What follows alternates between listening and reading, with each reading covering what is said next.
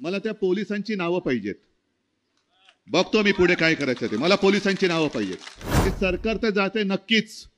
उद्या आमचं सरकार आल्यानंतर तुमचं काय करायचं तो निर्णय मी घेतल्याशिवाय राहणार नाही, हा पोलिसांना मी जाहीर इशारा देतोय. मला आता आपले उमेदवार सांगत होते की काल आपल्या शिवसैनिकांनी जी काही धाड टाकली त्याच्यामध्ये आपल्याच महिलांना आणि कार्यकर्त्यांना पकडलं आणि बेदम मारहाण केली. मला त्या पोलिसांची नावं पाहिजेत. बघतो मी पुढे काय करायचं ते. मला पोलिसांची नावं पाहिजेत. आणि पोलिसांना सुद्धा सांगतोय की तुम्ही भाजपचे किंवा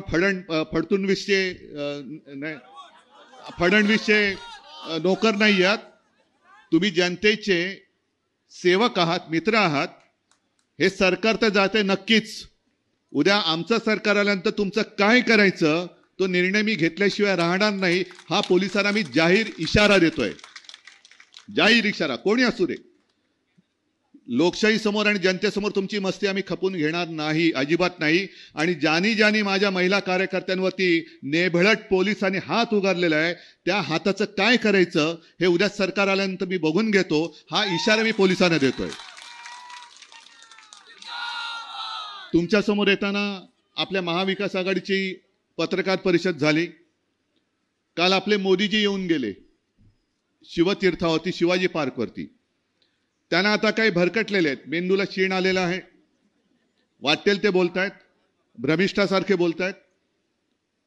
मला नकली संतान म्हणतायत, शिवसेनेला नकली सेना म्हणतायत, कधी काँग्रेसच्या जाहीरनाम्याला मुसलमानांचा जाहीरनामा म्हणतायत. काल तर त्यांनी कहर केला. काल ते म्हणाले हा माओवादी जाहीरनामा आहे. अहो, तुमचा हा निवडणूक रोख्यातनं खाल्लेला पैसा तो बघितल्यानंतर तुमचा जाहीरनामा हा खाओवादी आहे. जिकडे जाल तिकडे खाल. सगळे कॉन्ट्रॅक्टरची पैदास आणि कॉन्ट्रॅक्टरची दिवाळी साजरी होते. मुंबईला ज्या पद्धतीने तुम्ही लुटता आहात आणि लुटलेला आहे, पहिल्या प्रथम आपलं सरकार आल्यानंतर या मुंबई आणि महाराष्ट्राच्या लुटारून आम्ही तडीपार केल्याशिवाय राहणार नाही. हे मुंबई आणि महाराष्ट्राचे लुटारू आहेत. छत्रपती शिवाजी महाराजांनी सुरत लुटली होती. सुरतेचे 2 जण छत्रपतींचा महाराष्ट्र लुटतायत.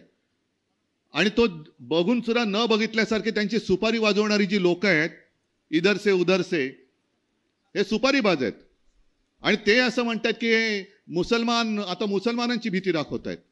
मग इधर से उधर से आणि भाडेसे आहेत, त्यांना बरोबर घेतल्यानंतर मोदीजी आमच्यासोबत मुसलमान येतात म्हणून तुमच्या पोटात दुखतंय. मग तुम्ही ज्यांना बरोबर घेतलेत त्यांच्यामुळे उत्तर भारतीय आणि जैन जे आहेत त्यांचं काय होणार आहे? ते हिंदू नाही आहेत का? मग त्यांच्यावरती साध्या साध्या लोकांवरती दगड मारणारी लोक हे तुम्ही सोबत घेतलेत, त्यांचं काय होणार? कारण तुम्ही त्यांचं रक्षण करू शकत नाही. अगदी कल्याणमध्ये सुद्धा भाजपचा आमदार गणपत गायकवाड त्यांनी अनेकदा त्यांच्या वरिष्ठांकडे, म्हणजे फडणवीस जे आहेत, फडतूस काय ते आता शब्द, माझी जीभ थोडी जीभ अडकते माझी, फडतूस नवीस नाही, फडणवीस. अरे तुम्ही टाळ्या नका वाजवू. मी चुकलो तर तुम्ही करेक्ट करा. फडणवीस.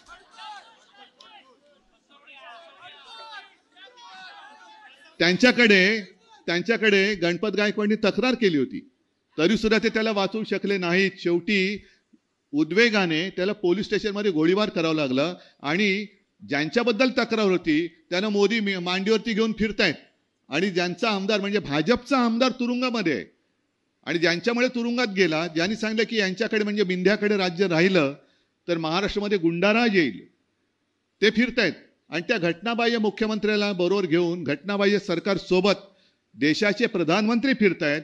असं लाजिरवाणं चित्र संपूर्ण जगात कुठेही नसेल, ते आपल्याला महाराष्ट्राला पाहावं लागतंय.